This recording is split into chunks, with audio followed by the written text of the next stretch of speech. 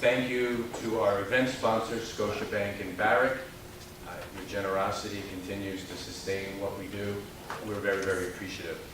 I just want to do a little bit of housekeeping, which please indulge me. The Canadian Council for the Americas is a non-for-profit, member-based organization.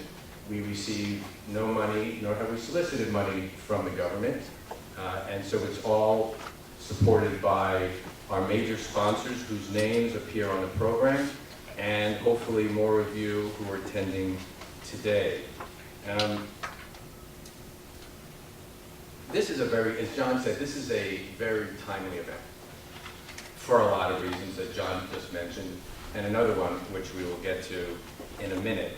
I just want to give a little bit of background information of the Pacific Alliance. I see a lot of familiar faces, a lot of friendly faces, and I know you all understand a fair amount about the Pacific Alliance, but just to set a little context, I think it might be useful. The Pacific Alliance is an initiative of regional integration comprised by Chile, Colombia, Mexico, and Peru. It was officially launched only 5 years ago in 2011, with Panama and Costa Rica about to become members. Its objectives are to build an area of deep economic integration to move gradually toward the free circulation of goods, services, capital, and persons. Its also objective is to promote economic development, regional competitiveness, and greater social welfare, and to become a platform for trade integration with the rest of the world, and particularly with the Asia-Pacific region. So what has happened in a few short years? Well, it's already eliminated 92% tariffs on 92% of the goods that pass between the countries. It's already coordinating trade promotion activities. It's facilitating the movement of tourists and business people among its member countries. It's liberalizing its services and trade. It's sharing facilities, embassies, and consulates. And it's integrated its stock markets. So the integrated stock market of the 4 countries is now the largest capitalized exchange in all of Latin America.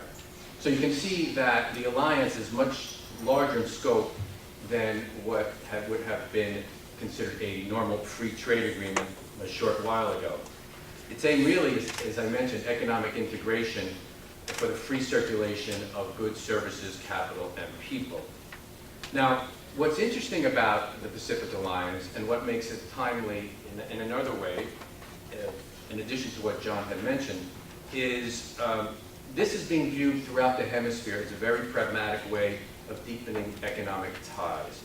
It is more outward focused than the regional initiatives such as the Mercosur countries, which people understand.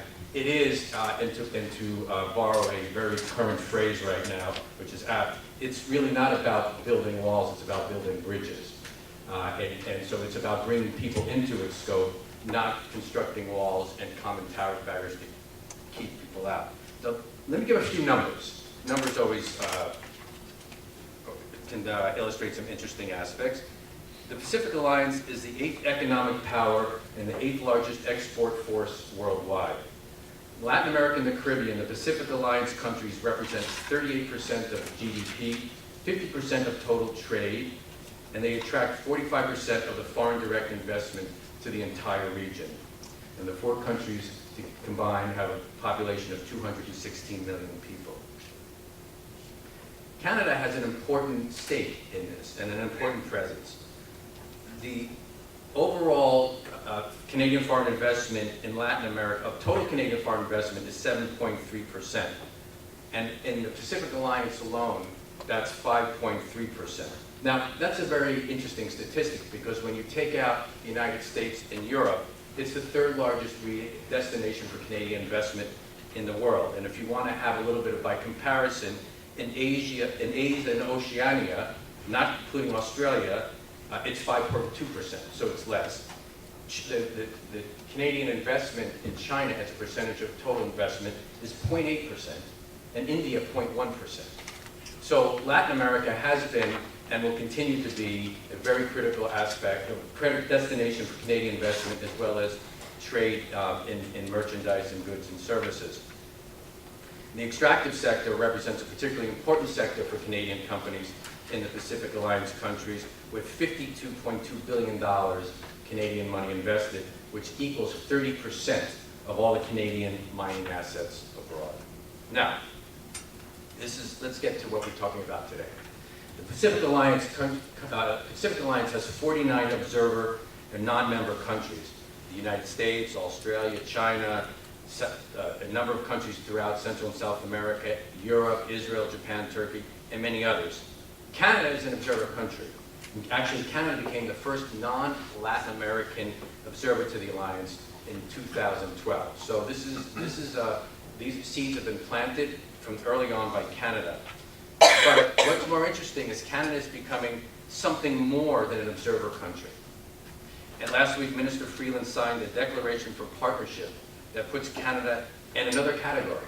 We can call it Observer Plus, or maybe Member Minus category, but something more than all the other 49 countries that are also observer countries. And in that joint declaration that the minister will talk about, there's 6 areas for increased cooperation between Canada and the Pacific Alliance. Thank you very much for that extremely kind introduction, Jonathan. Marjorie Scardino at Pearson, when my old boss at Pearson would introduce kindly in that way, used to say, my own mother couldn't have introduced me so nicely. And the only thing I will say is you made me feel quite old, because all those years it took to do those jobs. But thank you very, very much. And Kenneth, where is he? There. What a great introduction. You have said and explained the Pacific Alliance incredibly well. And in fact, I was going to say foreshadowed, but I will instead say preempted many of the points I was going to make. But that will free me to make some broader points about Canadian trade strategy. So thank you very much. That was a great explanation and really positioned very well what we're doing with the Pacific Alliance. It's really true, and I think it's really important for us to take seriously the fact that I think we are living today in the most protectionist moment internationally and in many parts of the world, in many influential parts of the world, particularly in Western industrialized democracies, I think in my lifetime. This is a very, very powerful wave, and it's not just about protectionism. It very much, and I think drawing on the same root, we're living in a time of tremendous hostility in many countries to immigrants. For me, what we're seeing is a very broad attack on what you might call the open society. An attack on the idea that we want to build bridges, that we want to be plugged in economically to the world and to other countries, that we want our borders to be open to trade and to people. That's a core Canadian value, to be an open society. It's really what our country is founded on. And so this is something that I think Canada must and can be in a position to importantly push back against. We are at our very, very core a trading nation, and we are at our very, very core an immigrant nation.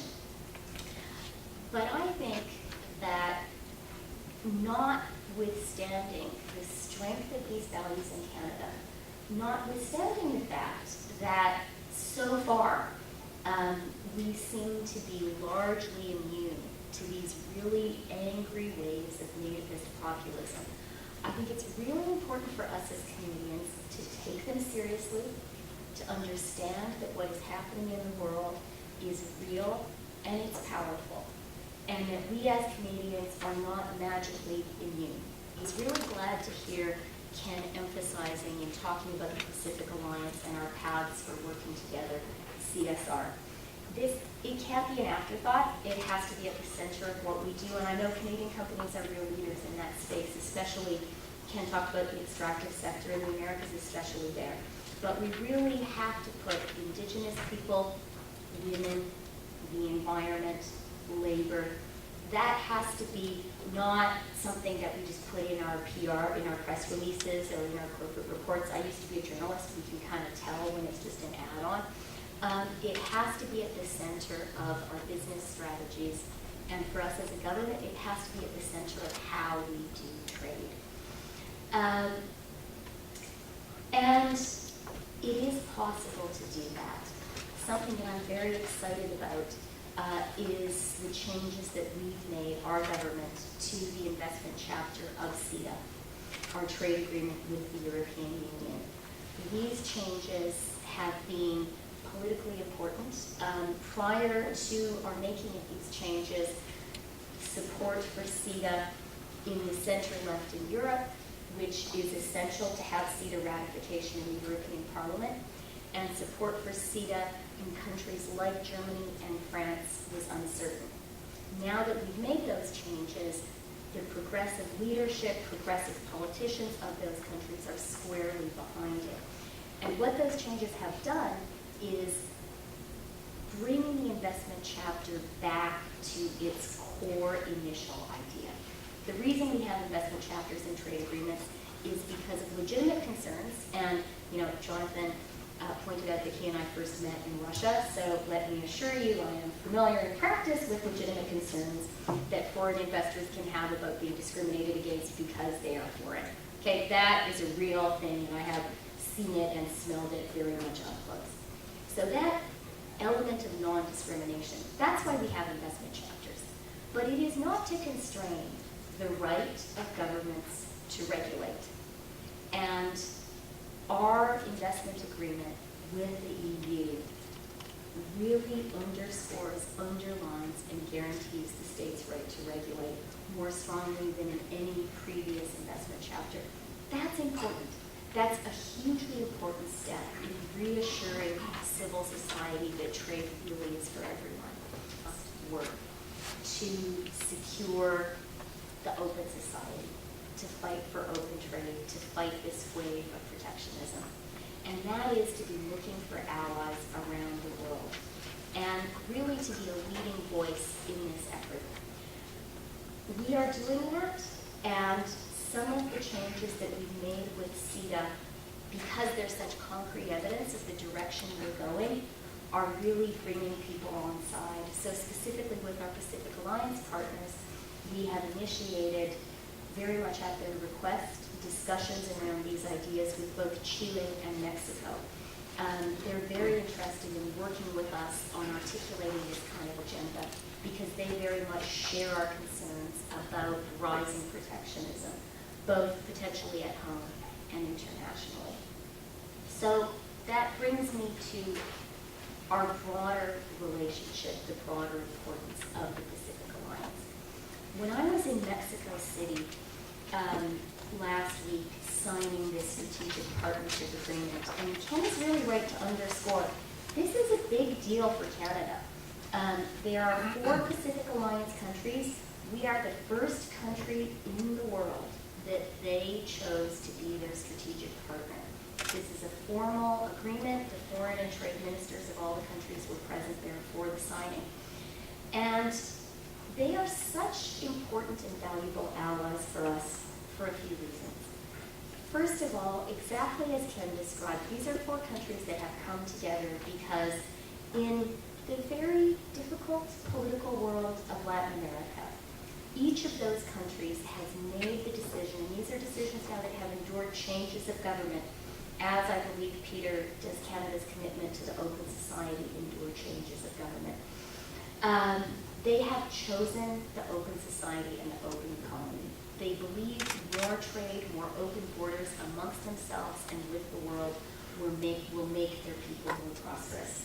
And they're right. The second reason they're such great partners for us is that belief in free trade, in an open economy, is very much anchored in a commitment to getting better and better when it comes to democracy and inclusive prosperity at home.